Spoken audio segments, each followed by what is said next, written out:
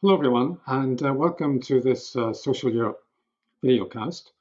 My name is Robin Wilson. I'm the editor of Social Europe, and my guest today is Professor Katrien de Vries, who's Professor of Politics at Bocconi University in Italy, but from the Netherlands, and an expert on comparative European politics, among other things.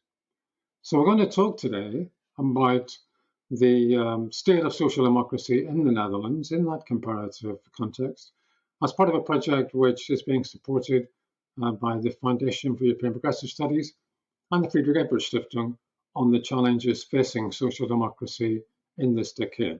Katrien, you're very welcome. Many thanks. Thank you for having me. I want to start, Katrien, by some comments that Robert Misek recently made in a column in Social Europe, where he had a rather optimistic take on the state of social democracy in Europe, saying that parties of the Social Democratic family were in government throughout the Nordic countries and in the Iberian Peninsula, and of course as well in the Ample coalition in Germany. But things have not been so positive for social democracy in the Netherlands in recent years. The Labour Party, the PvdA, has lost a great deal of support. And while that support initially seemed to transfer to the other parties of the left, the Green Left Party and the Socialist Party, they also fared very badly in the 2021 elections, which left all those left parties with less than 6% support each. So why do you think, Katrien, that these parties on the left in the Netherlands have fared so badly in recent years?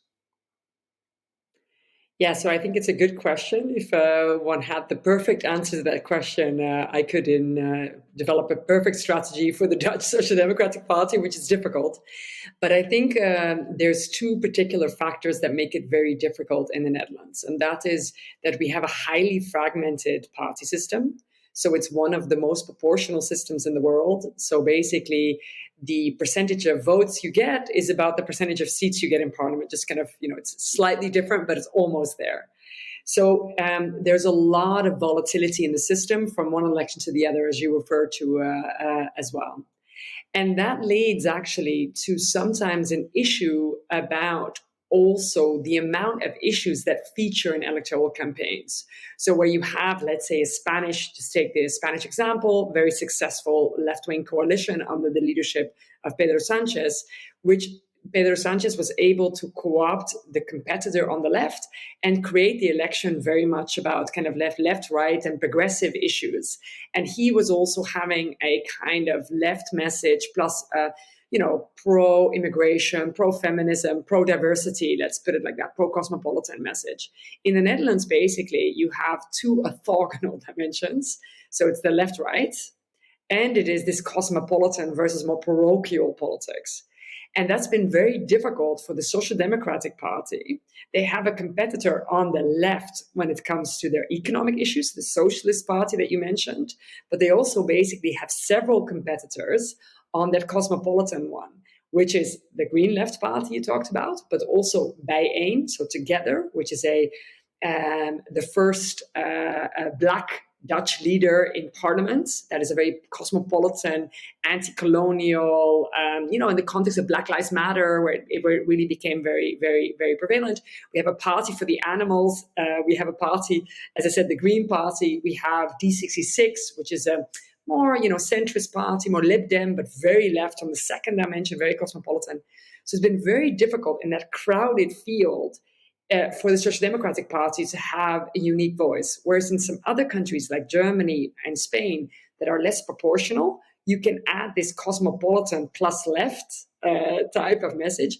In the Netherlands, that's separated out. So then the question becomes a little bit, if you already have a left party dealing with kind of worker rights more explicitly than you are, as a party that's just, been in government and therefore has had some, let's say, critiques, you can maybe make up for that by a very pro-cosmopolitan message, for example. But that was kind of also taken in the kind of Dutch system. So you basically have the party of the Social Democratic Party, the Labour Party on the left, that has been in government, had to have made compromises, and therefore wasn't able to position itself very strategically in this two-dimensional space. I think that's been very difficult for the Social Democratic parties in the Netherlands to figure out what exactly electorally to do.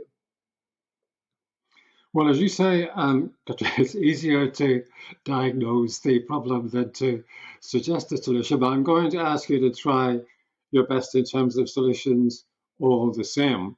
If you were trying to construct a narrative for the Labour Party over the coming decade, which was to embrace successfully in a coherent way those two orthogonal dimensions, the left, right, and the cosmopolitan versus localist, how would you go about it? So I think what I would try to do is to learn a little bit actually from those other examples in Europe that we're seeing. So we saw an example which I think has been an example, has been successful, but almost only by accident, because a lot of the research suggests that it's not a good strategy, is the Danish Social Democratic Party, which had a very, let's say, more parochial message, anti-immigration message, together with a left-wing message. That seems to have been a particularity in the Danish system, because a lot of research suggests that actually that's not a very good formula for the Social Democrats, because it's not so clear what their progressive nature is. Whereas in Germany and in Spain, you saw much more, also in Italy, actually, the Partito Democratico, that's doing very well again, has this very progressive element. And I think the way in which you can combine those two dimensions is to say that as a person, you cannot make free choices economically, etc., and actually, do well as a member of society that's more diverse when you don't have economic possibilities, basically, right? So what you can do is to basically link those two dimensions. The Socialist Party in the Netherlands is a kind of Danish social democrat, so quite parochial on that let's say cosmopolitan dimension, but then quite left. And I think the Social Democrats has neither been very cosmopolitan, neither very left. And I think that is basically made it is a bit of, in Dutch you would say, it's neither fish nor meat, right? It's we don't actually know what it's a kind of expression. We don't really know what it looks like. And I think that's been very clear. And actually the election where the Dutch Labour Party did well was the European parliamentary election, which was in 2019, led by Frans Timmermans, so now the commissioner in Brussels on the environment, right? The environment czar in Brussels. He was a good candidate. He's a traditional social democrat. And he was very his message was, we need to make a social Europe that also allows us to deal with problems that don't stop at the border. So the idea that we can just, stop the border, stop immigration, stop a lot, it's just a fallacy. It doesn't work. So what we need to make sure is that people who are in our country, or problems that arise that have kind of a diversity or kind of a, let's say, cosmopolitan angle, that we try to provide a social answer to that. And at the core element, actually, I think what he did quite well is to say that, we cannot be a pro-environment party when we don't think about people who are at the poorest parts in society that are not able to green their house, that are not able to pay increased gas prices, that are not able. So i.e. there are distributional aspects in this kind of second dimension politics, which is more green, immigration, the EU, like more these kind of cosmopolitan issues. And I think that was a very clear message with a very clear candidate that symbolized that in his own biography. And he was very successful in that election. So, I think it's always a question of getting the message right, but also getting that message to fit the person who's leading the party. And I think the Dutch Labour Party has also gone through a lot of iterations of different leaders. The currently, last leader has also stepped down. And it's been very much about kind of the angle and the strategy that the party should take place. And then one additional thing that's happening for those people who follow Dutch politics very closely, there's now discussions about creating cooperation on the left. So basically having a social democratic party that cooperates, especially with the Green Party, the Green Left. So the Dutch Green Party always had a very left-wing faction within it. And the question now is, should there be cooperation? They're going to do it in the Senate, in the Dutch upper chamber. And the question will be if they will also do it in elections. And that has to do with maybe the specific element that I mentioned, that Dutch politics is so fragmented that maybe it's also good to say, like, okay, if you're a left voter, this is the kind of party you need to support, or these are the parties that you need to support, so that actually we can form a government after. Because what happened now is that even sometimes left parties do well, but they don't do well enough to perform a centrist left coalition. And then it goes on the right anyhow. So then it's kind of a wasted vote for a lot of voters. So I think that's the things that they try to do: get a clear message that talks about issues that are important on the cosmopolitan dimension, but from their distributional impacts, so that it's a clearer left message. Secondly, a candidate that fits that. And then thirdly, because it's such a fragmented party system, do we need to do some organizational innovation and maybe some electoral pacts prior for the election to say, like, we're going to cooperate with the left? That latter thing is controversial, but it's definitely discussed within the Dutch context.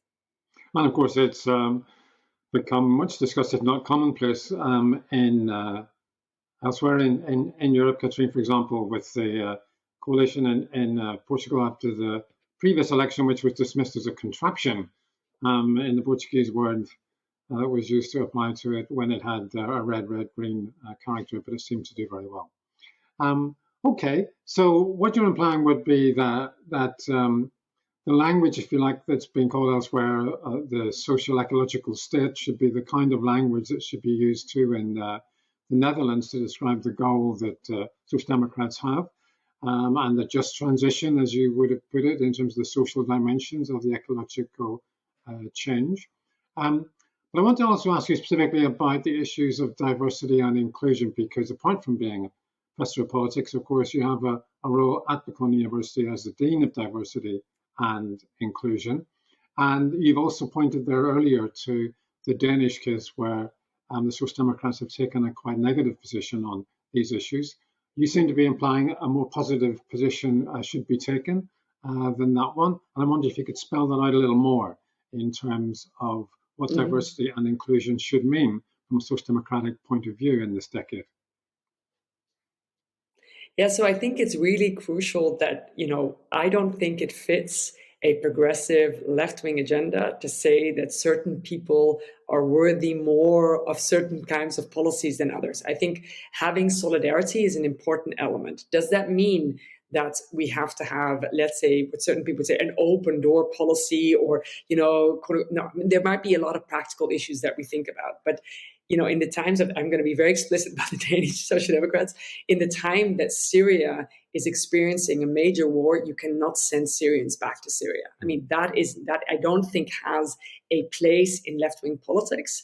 And it is actually what I think it's doing. It might create a short-term small gain, but on the long term, you're going to get a kind of unclear reputation, or a kind of, let's say, blurring of your party profile. And actually, it's exactly what some people analyze as the origins of the problems of the Dutch Social Democrats, that it started to move in a more anti-immigration stance as we had this big upheaval with our, let's say, radical right political entrepreneur Pim Fortuyn post 9/11. And then, and I think that created a little bit of an unclarity for people what the Social Democratic Party really stood for. So I think it's really important to think about that rights of recognition are as important as rights to a job, as rights to just the fact that, like you should, which is, something that, in the Dutch tradition has always been on the left in terms of, we've been very early in terms of gay rights. We've been very early thinking about prostitution and how to deal with these issues, thinking about, all forms of, let's say, diversity related policy, let's say, right? So I think the issue of making a person, of separating out a person as well, that part of you I like, and that other part of you I think is less, we really need to take into consideration that people are whole beings. They have a lot of different needs. Those that they have to have a good income, and they need to have a secure safety net. But that also means that they need to be able to feel welcome within the society that they live. So that is something that's important for LGBTQ plus rights, for trans rights, for people of color, for people of different kinds of religions. Does that mean that we need to be uncritical about certain things? No. But I mean, I think the issue often is that social democratic parties want to be a lot for different people. And I think you have to kind of take a stance. If you had a traditional link to the feminist movement, and some early feminists have issues with trans rights, I think you have to then be very explicit. Which side do you want to be on? You can't be that for both people. And I think what often happens is that social democratic parties, because they feel electorally in decline or electorally under pressure, that actually what you then do is kind of think from a position of weakness. I'm not going to take a position, but actually a lot of the research that we shows that people actually want to hear quite clearly what you stand on. But I think what you need to do is to pick your battles and say, this is what I feel very strongly about, and this is what I have a position on, and not try to have an entire wash list of things. I think for voters, they want to know, okay, what are your key positions on, let's say, what are your three most important issues, and what are your positions on that, and what are you and what aren't you? And I think the problem of social democrats is that they often saw this issue of diversity as an add-on to what they were doing. And I think it's not an add-on. I mean, how can you basically give a person a decent life and a safety net when they're not recognized as full people within a society? I mean, those two things are intrinsically connected to that, right? So I think that basically requires a philosophical push also within social democrats. The world has changed. We cannot be having exactly the same positions that we used to have in X number of years ago in the heydays of social democracy, let's put it like that. But we need to have a clear position. And I think that has been where in the Dutch case, people did not see a clear position, not on the environment, because you had the Green parties developed, and not on the kind of, how cosmopolitan are we? D66 had a very much clearer position on that than the PvdA. And then on social rights, you also had the other competitors. So it's almost everything that was competing with the Social Democratic Party, I think, got room because the Social Democratic Party started to move a little bit and wanted to be I think too many things to too many people. And I think that is where you need to start from. Does that mean that you're going to disappoint some people? Of course, you're going to disappoint some people, but it's just almost like if you have a product, you need to innovate it. In some ways, your political ideology is a product that you're trying to sell to a voter, and you need to innovate it in that sense. And we also need to have value-based discussions about what it means to have a fulfilling life in let's say West European or European societies, and what does that entail? And I think, for my point, coming back to that thing about the social, it cannot for a left-wing party entail that we send people who have moved out of conflict areas or who are under pressure in the countries that they're from, and don't grant them some form of asylum or some long-term status within a country. I just don't think that's compatible. And I think those are choices that social democratic parties need to make. And I think part of the problem in the Netherlands is exactly this lack of clarity on some of these key issues that voters care about. One final question, Katrien, about diversity, and that is feminism. The social democratic family is gradually being feminized in terms of its leadership, with more female leaders emerging. One thinks, for example, of people like Jacinda Ardern in New Zealand and the success that she has had, but also, of course, in the Nordic countries, it's been very evident. Mm-hmm. Also been true in the trade union movement. For example, recently, the head of the German Trade Union Federation, the first ever woman, and a Turkish origin woman, to lead the German Federation. What is your sense of the significance of that in a Dutch context? Is there that same process going on in social democracy in the Netherlands, or is there an awareness of the need fully to take advantage of the freshness and innovation that perhaps a more feminized leadership can bring? So we had, she just stepped down, we had a female leader of the Social Democratic Party. She had been kind of a party insider for quite some time. So that, some of the examples that you take are women who've kind of more recently popped up or have been also younger. So that's, sometimes if you want to reinvigorate the party, it's better maybe to have someone who's a little bit from outside, not who has been a minister for X number of times in a previous a cabinet. So I think it looks also which woman that will be. But I think actually within the Netherlands, it's kind of interesting in comparison to the kind of Nordic countries, or also what Jacinda Ardern is doing in New Zealand, but also, very advanced think about kind of period leave in Spain, right? Which the left-wing coalition has been doing there. Is that actually, again, the Social Democratic Party in the Netherlands has not been so clear on this issue. It is moved, maybe the Netherlands is an example of some of these diversity-related issues happened quite early, and I think people were then, okay, we're done, this is it, right? Where then a lot of different issues kind of started to develop. I mean, even if you look at LGBTQ rights, Spain is actually on the lists now above the Netherlands on some of these issues, and we would not necessarily think that traditionally, right? So I think that that's again has been kind of a missed chance for social democracy. And actually, what you see in the Netherlands, there's a lot of kind of mileage to be made, because the Netherlands has a very high educational and labor market attainment of women, but it's mostly part-time. And I've always been a person that said, well, if you look at that, I don't think that aspiration to work part-time or full-time is gendered necessarily, right? So is it really a choice of women to always take that position, or should we think about how we can organize a society where also men feel very comfortable taking part-time jobs, or where we are basically providing better ways of having care, of combining work and care in whatever way possible, having different ways of structuring family life.